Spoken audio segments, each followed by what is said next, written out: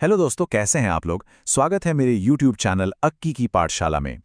तो दोस्तों, आज हम लोग उत्तर प्रदेश पुलिस के लिए चल रही जीएस सीरीज के दूसरे पार्ट में जी के जीएस को कवर करने की कोशिश करेंगे। अगर पहली वीडियो नहीं देखी तो ज़रूर देखिएगा।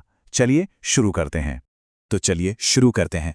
एक बहुत ही बुनियादी सवाल से कि आखिर ये जो हमारा आधुनिक भारत है, इसका पूरा नक्शा, इसका पूरा खाका तैयार कैसे किया गया। इसका जवाब दोस्तों एक ऐसे दस्तावेज में है जो सिर्फ एक किताब नहीं बल्कि हमारे पूरे देश का, आप कह सकते हैं, एक तरह से ब्लूप्रिंट है। तो चलिए सबसे पहले भारत के संविधान को ही समझते हैं, क्योंकि यही तो वो बुनियाद है जिस पर हमारा देश खड़ा है। लेकिन सवाल यह है कि इसे बनाने का आइडिया, ये ख्याल सबसे पहले आया कहां से।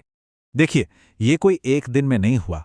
इसकी कहानी शुरू होती है 1895 में, जब बाल गंगाधर तिलक ने इशारों इशारों में इसकी मांग की थी। फिर 1922 में गांधी जी ने यंग इंडिया में इसे खुलकर आवाज दी। 1929 में जब पूर्ण स्वराज का नारा लगा तो ये मांग और तेज हो गई। और आखिर में 1934 में एमएन रॉय वो पहले व्यक्ति थे जिन्होंने एक संविधान सभा का फॉर्मल प्रस्ताव रखा। तो आप देख रहे हैं कैसे ये विचार धीरे धीरे एक आंदोलन बन गया। हमारे संविधान की प्रस्तावना, जिसे उसकी आत्मा भी कहते हैं, पता है कहां से आई। इसमें भी एक ट्विस्ट है। प्रस्तावना रखने का जो मूल आइडिया था वो हमने अमेरिका से लिया, लेकिन उसकी जो भाषा है, जो खूबसूरत शब्द हैं, वो ऑस्ट्रेलिया के संविधान से प्रेरित हैं। है ना कमाल की बात। अच्छा, संविधान तो बन गया, पर इतना विशाल देश चलता कैसे है। भारत में जो पावर है वो केंद्र और राज्यों के बीच में बटी हुई है।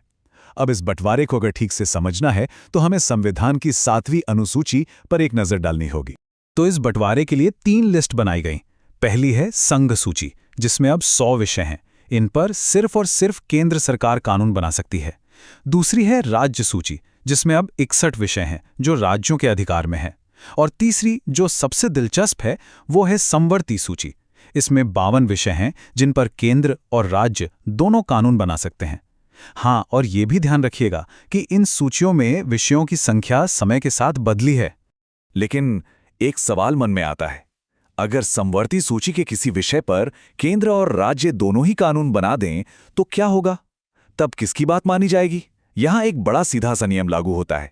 सोचिए, अगर पिता और दादा दोनों कोई आदेश दें तो किसकी बात फाइनल होगी। जाहिर है दादाजी की। ठीक वैसे ही यहां केंद्र दादाजी है, मतलब किसी भी टकराव की स्थिति में हमेशा केंद्र का कानून ही ऊपर रहेगा। साल 1976 में एक बहुत बड़ा बदलाव हुआ। 42वां संशोधन आया, जिसे मिनी संविधान तक कहा जाता है।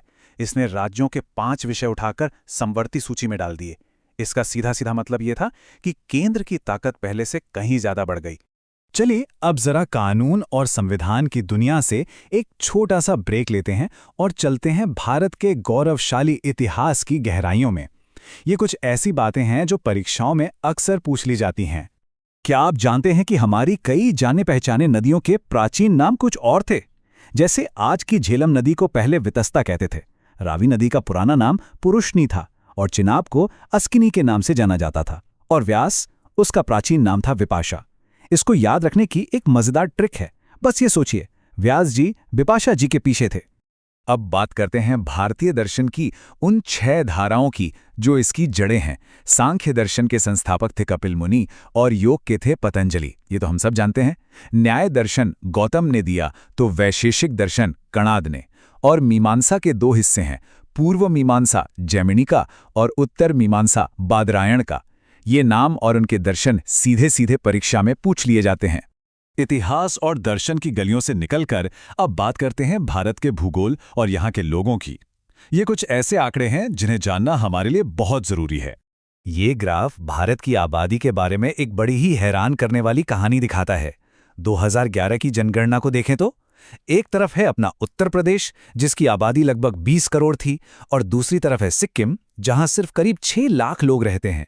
जरा सोचिए कितना जबरदस्त अंतर है दोनों में। अब जरा दुनिया के नक्शे पर एक नजर दौड़ाते हैं। कुछ बॉर्डर लाइंस बहुत ही महत्वपूर्ण हैं, जैसे 38th पैरेलल लाइन, जो नॉर्थ और साउथ कोरिया को अलग करती है, या फिर 49th पैरेलल, जो अमेरिका और कनाडा के बीच है। इसी तरह फ्रांस और जर्मनी के बीच मैजिनॉट लाइन और जर्मनी पोलैंड के बीच हिंडनबर्ग लाइन है। तो क्या आप एक रैपिड फायर राउंड के लिए तैयार हैं? अब हम फटाफट कुछ ऐसे जरूरी तथ्यों पर नजर डालेंगे जो आपको परीक्षा में एक कदम आगे रख सकते हैं। चलिए शुरू हो जाइए। ये 100% क्या है? यह है भारत के रिटेल सेक्टर में FDI यानी प्रत्यक्ष विदेशी निवेश की सीमा। मतलब कुछ खास तरह के रिटेल बिजनेस में 100% विदेशी निवेश की इजाजत है। कंप्यूटर पर काम करते वक्त ये शॉर्टकट तो जैसे एक जादू की छड़ी है। किसी भी लंबे चौड़े डॉक्यूमेंट या वेब पेज में कुछ भी ढूंढना हो तो बस कंट्रोल और F दबाइए। F का मतलब फाइंड यानी खोजना। यह आपका घंटों का काम मिनटों में कर देगा। अगली बार जब भी कोई नोट हाथ में आए तो उसे पलट कर जरूर देखिएगा। हर नोट पर भारत की कोई ना कोई ऐतिहासिक धरोहर छपी है। 10 के नोट पर कोणार्क का सूर्य मंदिर, 20 पर एलोरा की गुफाएं, 50 पर हम्पी का रथ, 100 पर रानी की वाव, 200 पर सांची का स्तूप और 500 पर हमारा अपना लाल किला।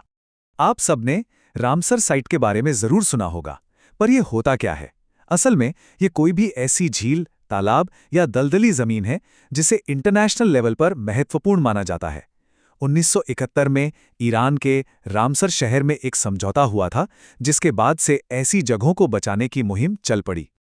और अब अंत में एक बहुत जरूरी सवाल। भारत में अब कुल 98 रामसर साइट्स हो चुकी हैं।